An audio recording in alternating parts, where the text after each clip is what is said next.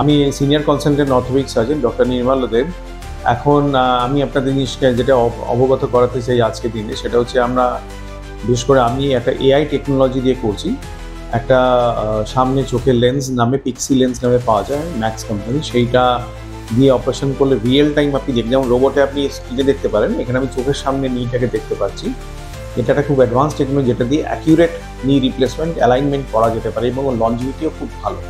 আরেকটা টেকনিক হচ্ছে আপনার হলো লেন্স ইউজ করা, লেন্স দিয়েও পরিষ্কার আমার নি জয়েন্টের অ্যালাইনমেন্ট চেক করা যায়, পরিষ্কার নিজের চোখের সামনে সব কিছু ভাসে, যেটা দিয়ে আমি অ্যাকিউরেট কাজ এবং ডিজাইন করতে পারি।